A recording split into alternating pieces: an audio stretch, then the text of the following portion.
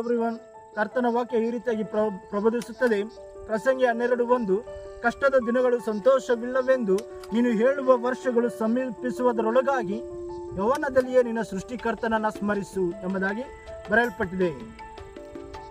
ಕರ್ತನ ವಾಕ್ಯದಲ್ಲಿ ಹೇಳಿರುವ ಪ್ರಕಾರವಾಗಿ ಕಷ್ಟದ ದಿನಗಳು ಸಮೀಪಿಸುವುದರೊಳಗಾಗಿ ನಾವು ಏನು ಮಾಡಬೇಕಪ್ಪ ಅಂತಂದರೆ, ಯೌವನದಲ್ಲಿಯೇ ನಮ್ಮ ಸೃಷ್ಟಿಕರ್ತನನ್ನು ನಾವು ಸ್ಮರಿಸಬೇಕು. ಪ್ರೀತಿ ಯೌವನಸ್ಥರೇ, ನಮ್ಮ ಕಷ್ಟದ ದಿನಗಳು ಯಾವುದೂ ಅಲ್ಲ.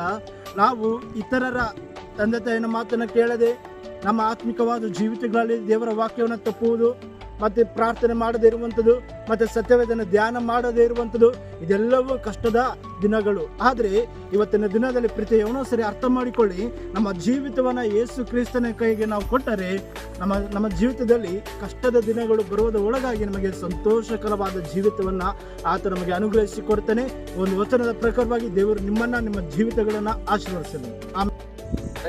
ಎವ್ರಿವನ್, ಕರ್ತನ ವಾಕ್ಯ ಈ ರೀತಿಯಾಗಿ ಪ್ರಬೋಧಿಸುತ್ತದೆ. ದೇವರು ನಿಮ್ಮ ಜೀವಿತದಲ್ಲಿ ನೀವು ಅಂದುಕೊಳ್ಳದ ಹಾಗೆ ಇವತ್ತಿನ ದಿನದಲ್ಲಿ ಪ್ರೀತಿ ಯೌವನಸ್ಥರ ಮಕ್ಕಳಿಗೆ ನೀವು ಅಂದುಕೊಳ್ಬೋದು. ನನ್ನನ್ನು ಯಾರು ಗಮನವಿಟ್ಟು ನೋಡ್ತಿಲ್ಲ, ನನ್ನ ಕುಟುಂಬದಲ್ಲಿ ಎಲ್ಲರೂ ನನ್ನನ್ನು ಕೈ ಬಿಟ್ಟರು, ನನ್ನ ಬಂಧು ಬಳಗದವರು ನನ್ನನ್ನು ಕೈ ಬಿಟ್ಟರು, ನನ್ನ ಅಣ್ಣ ತಮ್ಮಂದಿರು ನನ್ನನ್ನು ಕೈ ಬಿಟ್ಟರು, ನನ್ನನ್ನು ಎಲ್ಲರೂ ಸಹ ಕೈ ಬಿಟ್ಟರು. ಆದರೆ ನಿನ್ನ ಜೊತೆಯಲ್ಲಿರುವ ನಿನ್ನ ದೇವರು ಎಂದಿಗೂ ಕೈ ಬಿಡುವ ದೇವರಲ್ಲ. ಒಂದು ಸಾರಿ ನಿನ್ನ ಜೀವಿತದಲ್ಲಿ